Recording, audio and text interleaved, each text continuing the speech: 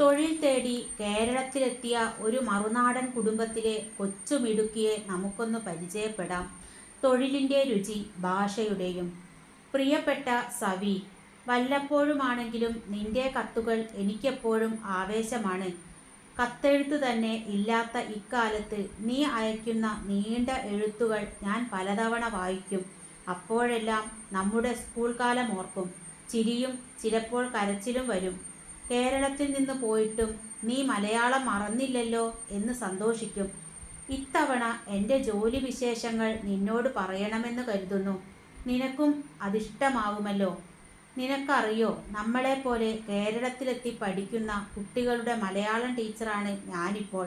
പഠിച്ച ഹൈസ്കൂളിലും അടുത്തുള്ള മറ്റൊരു സ്കൂളിലും മലയാളം പഠിപ്പിക്കുന്നുണ്ട്. അതെൻ്റെ കടമയാണെന്ന് ഞാൻ കരുതുന്നു. ഹോ, ഞാൻ മലയാളം പഠിച്ചെടുത്ത കഥയൊക്കെ ഇപ്പോൾ ഓർക്കുമ്പോൾ ചിരി വരുന്നു. സ്കൂളിൽ 5ാം ക്ലാസ്സിൽ ഞാൻ വന്ന ദിവസം നിനക്ക് ഓർമ്മയുണ്ടോ? അന്ന് എന്നോട് ആദ്യം മിണ്ടിയ കുട്ടി നീയായിരുന്നല്ലോ. 4ാം ക്ലാസ് വരെ നാട്ടിലെ സ്കൂളിൽ പഠിച്ച എനിക്ക് ചെറിയ ക്ലാസ് മുതലേ കേരളത്തിൽ പഠിച്ച നിങ്ങളെക്കാൾ വിഷമമായിരുന്നു മലയാളം പഠിക്കാൻ. നിങ്ങളെല്ലാം പറയുന്നത് പോലെ മലയാളം പറയാൻ എനിക്കന്ന് എന്തൊരു കൊതിയായിരുന്നു. മലയാളി കുട്ടികൾ കലപില വർത്തമാനം പറയുമ്പോൾ കണ്ണുമിഴിച്ചു പോയിരുന്നു. മറുനാട്ടിൽ നിന്നും വന്ന കുട്ടികൾക്ക് മലയാളം പഠിക്കാൻ വേണ്ടി തുടങ്ങിയ പദ്ധതിയാണ് എനിക്ക് വലിയ സഹായമായത്. മലയാളം പഠിക്കാനും ഇഷ്ടപ്പെടാനും എന്നെ പ്രേരിപ്പിച്ചത് നമ്മുടെ മലയാള ക്ലാസ്സുകളും കൂട്ടുകാരുമാണ്. 7ാം ക്ലാസ് കഴിഞ്ഞ് നീ സ്കൂൾ വിട്ടത് ശരിക്കും സങ്കടമായി. ഞങ്ങളുടെ ക്ലാസ്സിലെ കുട്ടികൾ ചിത്രം വരയ്ക്കാനും മോഡലുകൾ ഉണ്ടാക്കാനും പലതരം നിർമ്മാണ പ്രവർത്തനങ്ങളിൽ ഏർപ്പെടാനും ഇഷ്ടമുള്ളവരായിരുന്നു.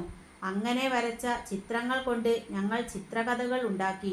വർക്കിംഗ് മോഡലുകളും സ്കിൽ മോഡലുകളുമൊക്കെ ഉണ്ടാക്കി. അവയെക്കുറിച്ച് എഴുതി. വർക്ക് എക്സ്പീരിയൻസിൽ പല നിർമ്മാണ പ്രവർത്തനങ്ങൾ ഞങ്ങൾ സ്വയം ചെയ്തു നോക്കി, പരിശീലിച്ചു. എനിക്ക് തുണി കൊണ്ട് കുപ്പായങ്ങളും മറ്റും ഉണ്ടാക്കുന്നതിലായിരുന്നു താല്പര്യം. അതോടൊപ്പം പലതരം പെയിൻറ്റിംഗ് വർക്കുകളും എംബ്രോയ്ഡറിയുമെല്ലാം പഠിച്ചെടുത്തു. പ്രവൃത്തി പരിചയമേളകളിൽ ഞങ്ങൾ സ്കൂളിനു വേണ്ടി വളരെയധികം സമ്മാനങ്ങൾ നേടിയതൊക്കെ ഓർക്കുമ്പോൾ ഇപ്പോഴും ഒരു കുളിര്. കുട്ടികളെ ഇതെല്ലാം പരിശീലിപ്പിക്കുന്നതിൽ എനിക്ക് നല്ല ആവേശമായിരുന്നു അന്ന്. അതിപ്പോഴും തുടരുന്നുണ്ട്. സ്കൂളിൽ വന്നിരുന്ന അതിഥികൾക്കെല്ലാം ഞങ്ങൾ നിർമ്മിച്ച കൗതുക വസ്തുക്കളാണ് ഉപഹാരമായി കൊടുത്തിരുന്നത്. അതിലധികവും ഞാൻ ഉണ്ടാക്കിയതായിരുന്നു. 9ൽ പഠിക്കുമ്പോൾ തയ്യൽ പണിയിലുള്ള എൻ്റെ താല്പര്യം മനസ്സിലാക്കി ടീച്ചർ എനിക്കൊരു തയ്യൽ മെഷീൻ വാങ്ങിത്തന്ന കാര്യം നിന്നോട് പറഞ്ഞിരുന്നില്ലേ? ഹൗ, അന്നുണ്ടായൊരു സന്തോഷം! പഴയ തുണികൾ വെട്ടിത്തുന്നിക്കൊണ്ട് തയ്യൽ പണിയിലേക്ക് ഇറങ്ങിയത് അന്ന് മുതലാണ്. ഒരു തൊഴിൽ ചെയ്താൽ വാപ്പച്ചിയെ സഹായിക്കാനാവുമെന്ന് എനിക്ക് തോന്നിയതും അങ്ങനെയാണ്. മറ്റു കുട്ടികളെപ്പോലെ +1 ക്ലാസ്സിൽ ചേർക്കാനായിരുന്നു വാപ്പച്ചിക്കും ഉമ്മയ്ക്കും ആഗ്രഹം. എന്നാൽ ഒരു തൊഴിൽ പരിശീലിക്കുക എന്ന തീരുമാനത്തിൽ ഞാൻ ഉറച്ചു നിന്നു. അങ്ങനെയാണ് പോളിടെക്നിക്കിൽ ഫാഷൻ ഡിസൈനിങ് കോഴ്സിന് ചേർന്നത്. ഇക്കാര്യം നേരത്തെ ഞാൻ നിന്നോട് പറഞ്ഞിരുന്നല്ലോ. ഫാഷൻ ഡിസൈനിങ്ങിൽ 1ാം സ്ഥാനം കിട്ടിയപ്പോൾ പിന്നെയും പഠിക്കാൻ കൊതിയായി. തുടർന്ന് +2വിന് പോയി.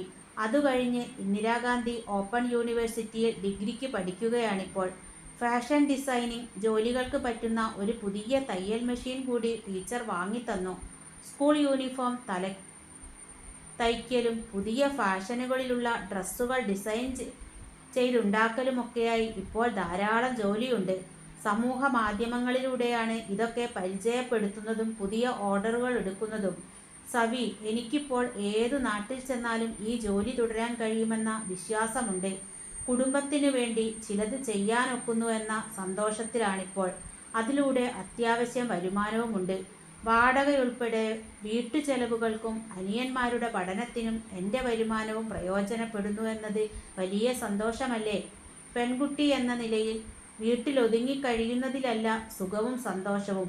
പെൺകുട്ടികൾക്കും സ്ത്രീകൾക്കും വലിയ പരിഗണനയും സ്വാതന്ത്ര്യവും ലഭിക്കുന്ന നാടാണ് കേരളം.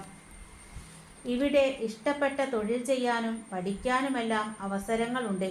പഠനത്തിനൊപ്പം ചില തൊഴിലുകൾ കൂടി ചെയ്യുന്നവരായി ഇവിടുത്തെ പെൺകുട്ടികൾ മാറിയാൽ നന്നാവുമെന്ന് തോന്നാറുണ്ട്. ഒരു നല്ല ഫാഷൻ ഡിസൈനർ ആകണം, സ്വന്തമായി ഒരു കട തുടങ്ങണം, പിന്നെ ഒരു വീട്. അതൊക്കെയാണ് ആഗ്രഹം. ഇതിനെല്ലാം എൻ്റെ ജോലി സഹായിക്കുമെന്നാണ് പ്രതീക്ഷ. എഴുതി എഴുതി ഇതൊരു നീണ്ട കത്തായി. നിനക്കും വീട്ടിലുള്ളവർക്കും സുഖം തന്നെയല്ലേ സവി? നീ ഇടയ്ക്കെല്ലാം എഴുതണേ. നിന്റെ ദറക്സ പർവീൻ.